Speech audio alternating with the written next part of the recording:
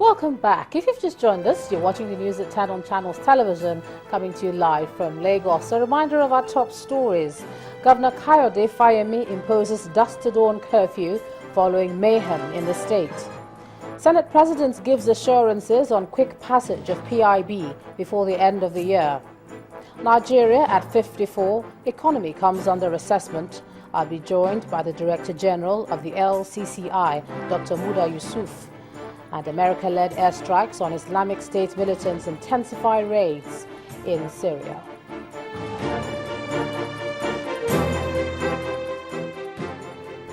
All right, just to remind you that all our top stories are on our website, channelstv.com, and on youtube.com/channelsweb.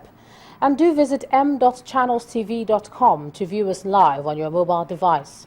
You can also download the Channels TV app for Android, iOS and Windows phones from their respective stores. And we urge you to interact with the Channels Eyewitness feature on our Android, iOS and Windows 8 platforms. If you have pictures or videos to share with us, tap the application on your device, swipe to reveal the Eyewitness menu, and then follow the instructions.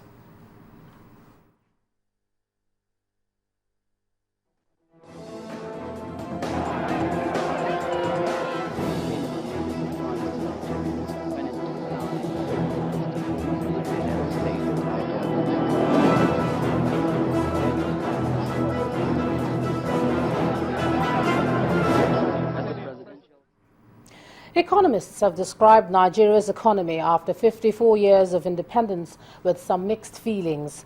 While some say that not much progress has been made in terms of development, others believe that the situation is not hopeless. Now, according to them, the federal government needs to demonstrate stronger will to push its transformation agenda to the place the country needs. In this report, our business correspondent Chimeze Obi Iwago takes a look at the economy at 54. Successive governments in Nigeria have since independence in 1960 pursued the goal of restructuring the economy. But since then, many believe not much success has been achieved, as the nation still depends on oil as its major source of revenue. It was a joyful moment for many Nigerians on October 1, 1960, when the birth of a new nation was announced. A nation with just the southern and northern protectorate. Today has 36 states and the FCT, with 774 local government areas, bringing economic development closer to the people. 54 years after independence, here is the feelings of most Nigerians. The truth is, if things had improved, why are there so many kids that are still out of school? How come that people cannot afford basic amenities of life, like housing? So I do not think that Nigeria have made as much progress as we should. Whenever something goes up, like maybe the price of a particular thing goes up, like, we have challenges in that area, we find out that the prices, instead of it to come down when the thing has regularized, it doesn't really come down. It keeps going up. Part of the problem, according to some economic experts, is that the economy has made certain transitions from producer-oriented economy to a serviced one. 48% of the economic activity now is production, 52% is services. The problem with services is that services do not employ a lot of people. So what the economic team is trying to achieve now is to see how we can actually restructure the economy so it's oriented. Two, it is more dependent on small and medium-scale enterprises, which creates jobs. In other words, you are going to be having an inclusive growth rather than an exclusive growth. Nigeria's infrastructural base has also been a challenge, even with the recent revolution in the power sector. 54 years and counting. I won't give us a pass mark in terms of where we are on infrastructure. Development comes when people are able to move from place to place, and this is not there yet. We still have the roads are not enough. We've not added roads at the same sort of proportion we should have been able to do so after independence. Despite all of these, the macroeconomic indicators show a positive outlook for the economy, with a GDP growth rate of 6.5%, a single-digit inflation rate, and a stable exchange rate. By world standard, 6.5 is great. We are among the fastest growing countries in the world. But where do we want to be? We are looking at our own individual, as people, as a country, we want to get to a certain position 2020. We are not on track to get there. Also, we look at the potentials that we have as a country. We should be doing double digit easily with just getting a few things right. But then, hope is not lost, as economic experts believe that if the revolution in the agricultural sector is sustained, perhaps Nigeria might begin to see the silver lining more clearly. Chimezie Obiwago, Channels Television News. Now, to throw more light on the economy at 54, I'm now being joined on the news at 10 by the director of the Lagos Chamber of Commerce and Industry, Mr. Muda Yusuf. Thank you so much for joining us on the news at 10. Thank you very much. It's a pleasure. All right. I mean, there's so many different issues that we can look at, but what's your general assessment of the economy in terms of real development, looking back? You know, looking at the economy, I think we need to look at a number of perspectives. Just as the speakers there have said, there is a macro economic perspective, which has to do with indicators such as the GDP growth, the inflation rate, the foreign reserves, and so on, and exchange rate stability, and so on and so forth. On the score of some of those indicators, you could say that the economy has done well. You know, but even at that, you see that these indicators are being sustained by oil. So if anything even goes wrong with the oil, these economic fundamentals that we celebrate most often, the whole fundamentals will collapse. Then with regard to the productivity in the economy, because that's another major issue in this economy, Yes. we don't find connection between the growth and productivity and welfare and employment, because a lot of productivity challenges in this economy. So if that is the case, can it then be seen as real growth or just growth on paper? Because a lot of the time we see these wonderful statistics and we're all happy, but the people are hungrier and hungrier. Yeah, it cannot be seen as real growth.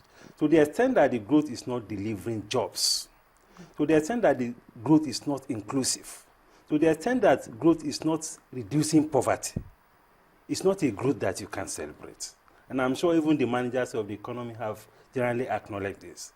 Because if you have an economy where the small and medium enterprises are not in the mainstream of the economy, you have an economy where the indigenous players in the economy are not in the mainstream of the economy, then we have a problem. And a lot of those players can be found in the manufacturing sector as well. Yes, they are one of the there. biggest groups crying out, I mean, contributing something like less than 5% to GDP. And of course, people point to power as the problem. So what can we do differently, moving on?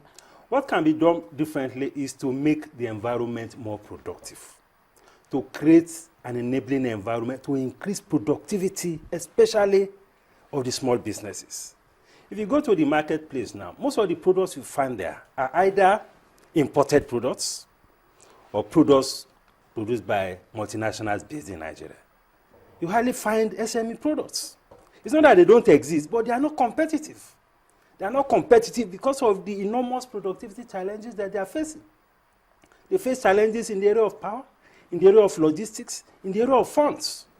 These things are making it difficult for the economy to actually impact on the lives of the people. And the economy is about human beings. Okay, it's about welfare, So what then would be your projection moving forward, in 2015? Looking at all these economic variables, what do you project for the economy after 54 years, moving into our 55th year?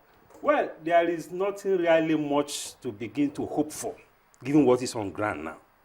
Because issues of infrastructure are not issues that you fix overnight. Because you are talking of the rail system, you are talking of the road network, you are talking of the power issue. I mean, you look at the challenges we have been facing with power. So before we get out of this, I'm sure it will take a while. But hopefully, at least with the reform with the reforms that the government is putting in place, gradually, I think we'll exit from the problem. Mr. Muda Yusuf, Director, Lagos Chamber of Commerce and Industry, thank you so much for sharing your thoughts with me tonight on the News at 10. It's a pleasure.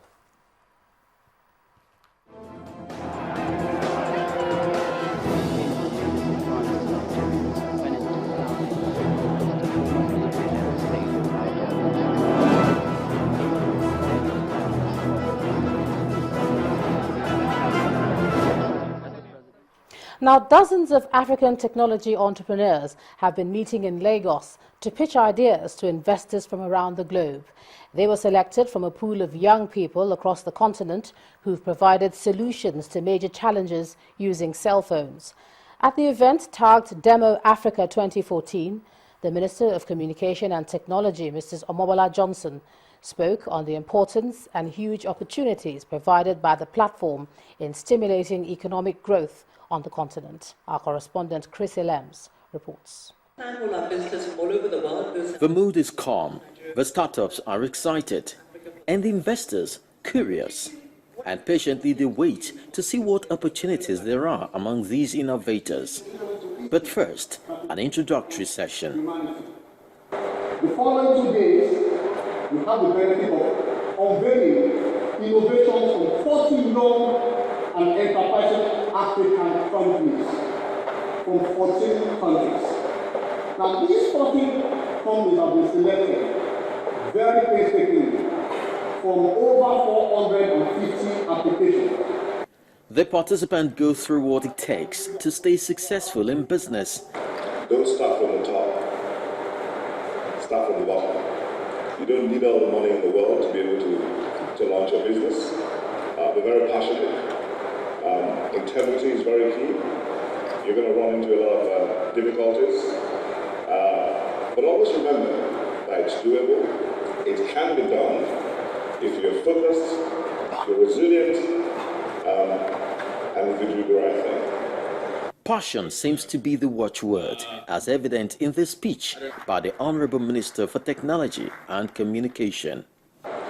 One report highlights this potential, predicts that the internet can contribute up to $300 billion to Africa's GDP by 2025, and this from an estimated $18 billion in 2013. This translates directly to opportunities to generate income, to create wealth, to create jobs, new business opportunities, economic expansion, to name a few. The very opportunities that African governments are looking for and need to transform their economies and the economic lives of their populations. The presentation takes center stage, and the investors seem pleased. The economic development of Africa, the economic development of Nigeria is going to be reliant on the solutions built in Africa by Africans using African innovation, right? This is the crux of the situation, is that whatever challenge we think we have on the continent, we also have the people that are smart enough to fix the problem.